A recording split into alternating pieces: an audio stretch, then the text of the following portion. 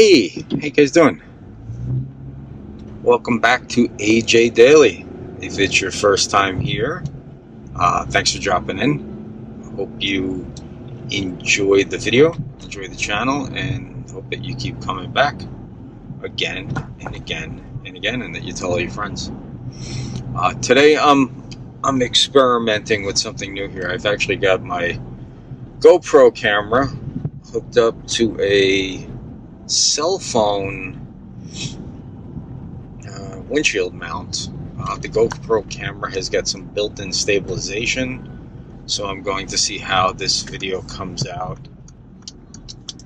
with the GoPro and the built-in stabilization, because when I hook the cell phone up to this actual mount that I have here, there is no stabilization and the phone just bounces all over the place. And even in editing and post-production of the video, there's no way to stabilize it to make it stop shaking all over the place. So I'm going to kind of see how this goes and try to experiment with some different types of things here, because for me, when I drive, that's usually the easiest time for me and the best time for me to shoot my daily episode and to talk to you guys. So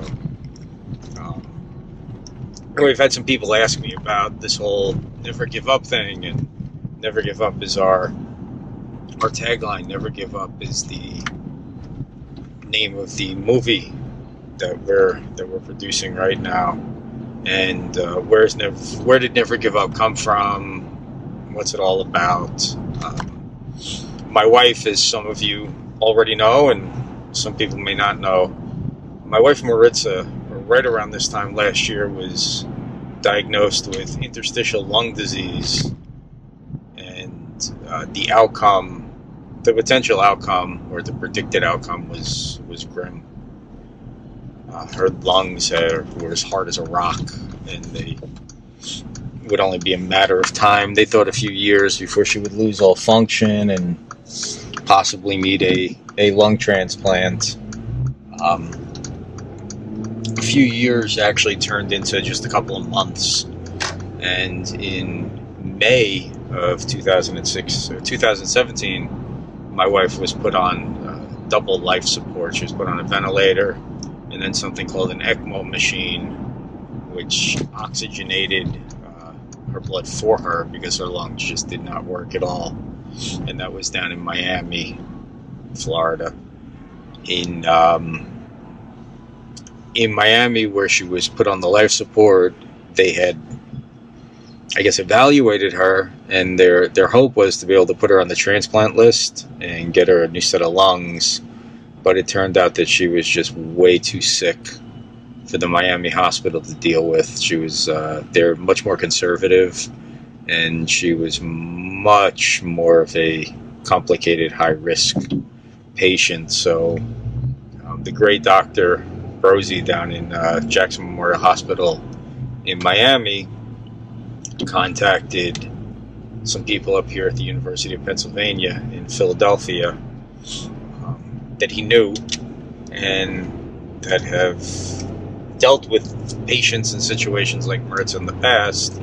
So we were transferred up to University of Pennsylvania, and just being transferred up here didn't really necessarily make the outlook of the whole situation any brighter.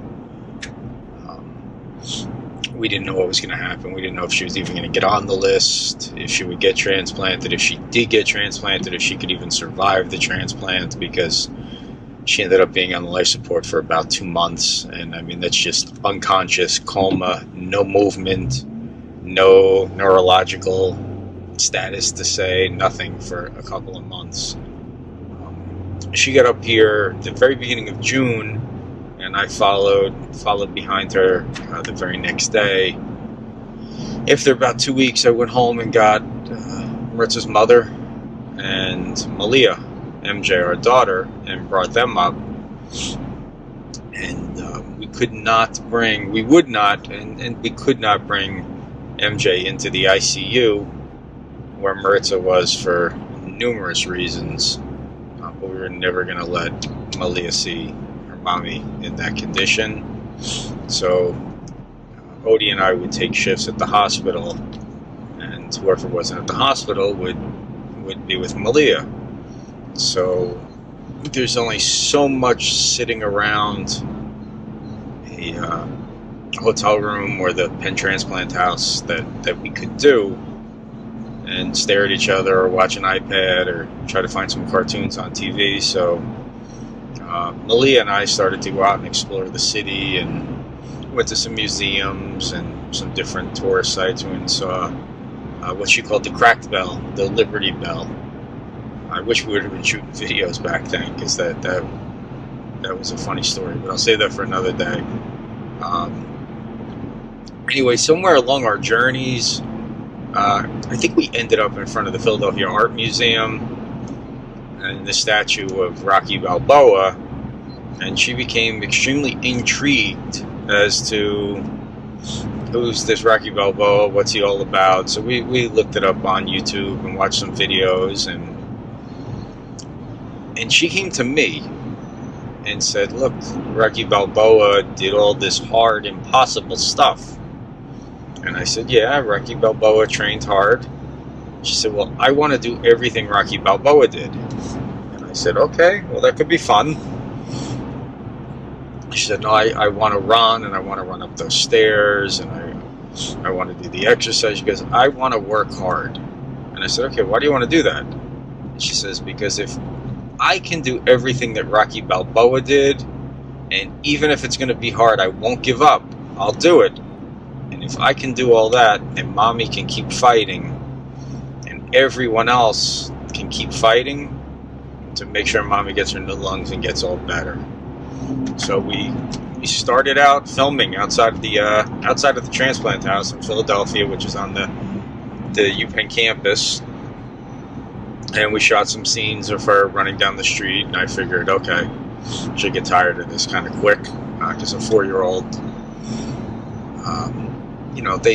they get distracted easily.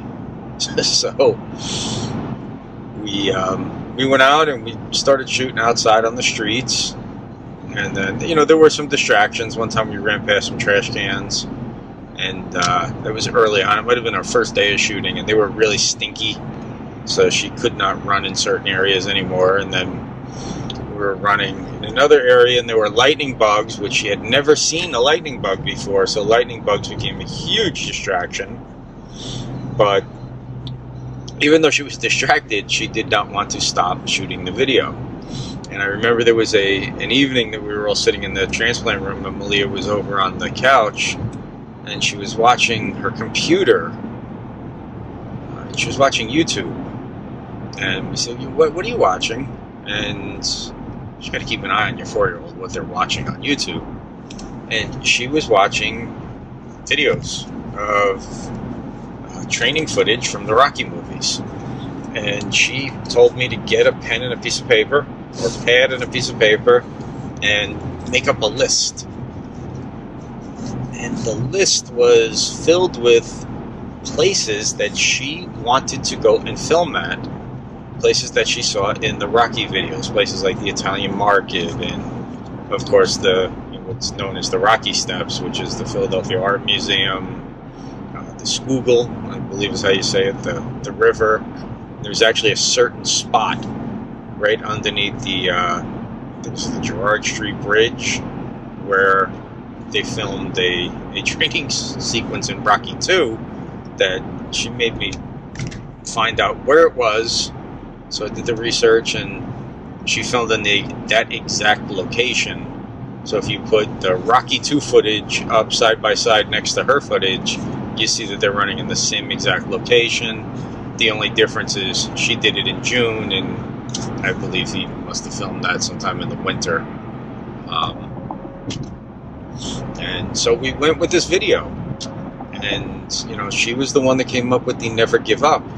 So we shot the video. We went up the Rocky stairs.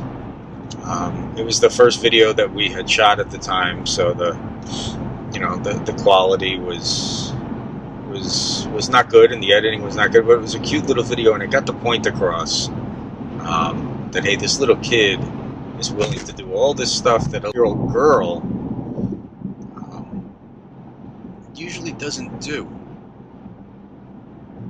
And the video was a hit. The video got, I don't know, over 50,000 views on YouTube.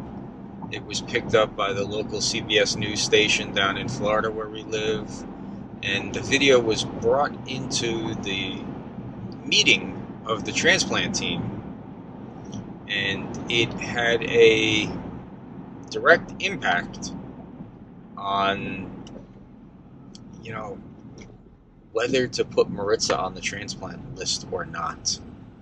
So, Never Give Up kind of took off. Malia, my daughter, could not walk through the hospital without being stopped because everyone in the hospital had seen the video. Even just walking down the streets on the Penn campus in the summertime, people would stop her and say, "You're the Never Give Up girl."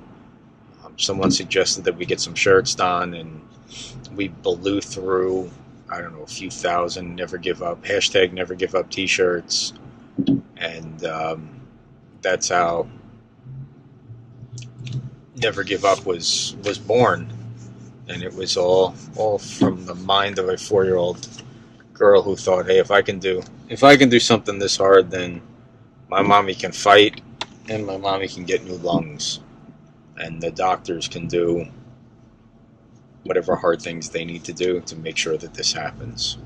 So again, Malia said, if I can do all these hard things, then mommy can fight and get the lung transplant. And that's how Never Give Up started. Again, it was really big here in the hospital on the Penn campus. And my buddy Eddie ran the Rocky Run with me, and we wore Never Give Up t-shirts. At any given day, you may, if you were ever in the University of Pennsylvania hospital, the nurses may be wearing the Never Give Up t-shirts. I had an order put in navy blue because that's the color of the scrubs that the nurses wear there. I got ones done for the rehab department, and that's the story of Never Give Up. Shortly after the video came out and Malia became somewhat of a celebrity, that's when she decided to kick it in and want to start her own YouTube channel. And she quickly told me that there were 7 Rocky movies, and she wants to do a sequel to the first one, and that's the movie that we're working on now. But it's much more than a 90-second video like we did with Malia. The Never Give Up movie that we're working on, which will get released late in 2018. I was actually convinced to do it by 2 people. 1, Malia, and 2, Dr. Bermudez, the surgeon that performed the surgery on Maritza, who's absolutely amazing. I've been told that there's 4 Dr. Bermudez's in the entire world.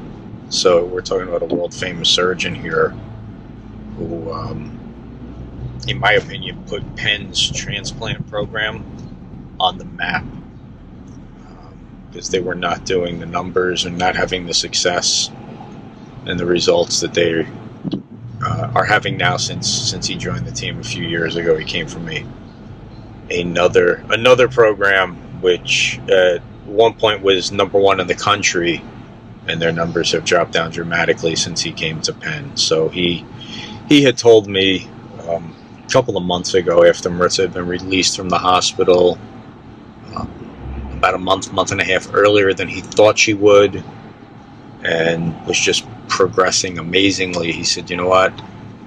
I normally don't get involved in stuff like this, but you need to tell this story, and I'd be happy to sit down for an interview with you." So he's a member of Team Never Give Up, and we got some really, really, really great plans for this film. Not just to tell Maritza's story, but also to tell the stories of other transplant patients, what they go through, how hard it is, And not just the patients themselves, but the families and the emotional strain. It's exhausting. It is like nothing. If you've never been through it, you literally have no idea how it feels. So anyway, that's my answer to what is Never Give Up, how did it come about, and why never give up. So I hope everyone has a fantastic day, and no matter what situation you are in right now or what you face today, just never give up.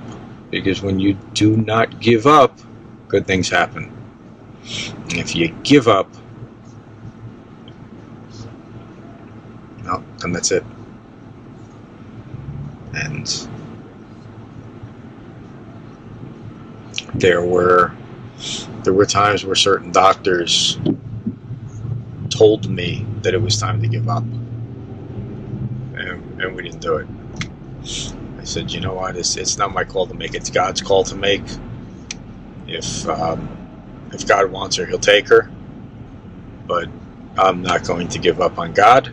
I'm not going to give up on Maritza, and I am not going to give up on my little girl. So anyway, everyone have a fantastic day, and whatever you do today, never give up.